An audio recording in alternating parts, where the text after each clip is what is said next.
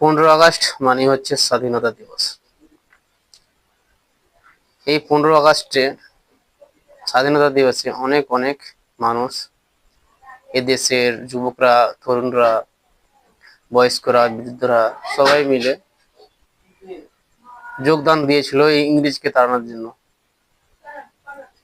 এদেশে ইংরেজেরা এসে আমাদের ভারতবর্ষকে লুটেছে, ভারতবর্ষের উপরে নির্যাতন করেছে, ভারতবর্ষের উপরে অত্যাচার করেছে।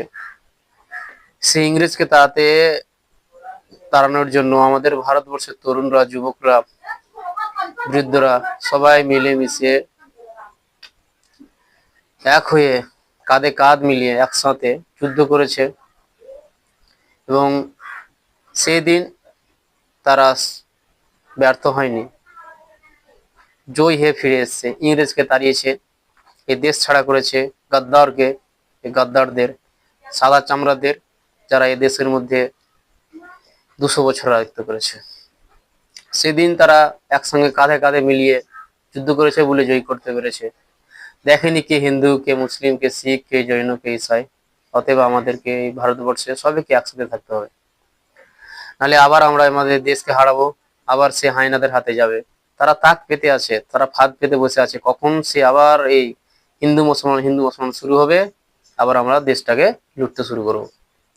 অতএব আমাদেরকে সবাইকে সজাগ থাকতে হবে।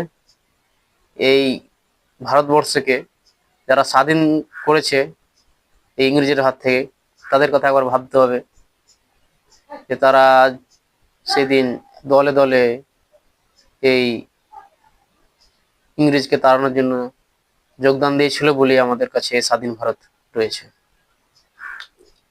অতএব আমাদেরকেও এখন একসাথে মিলেমিশে থাকতে হবে, তাহলে আমরা আবার এই ভারতটাকে আমরা ভালোভাবে ভালোভাবে থাকতে পারবো।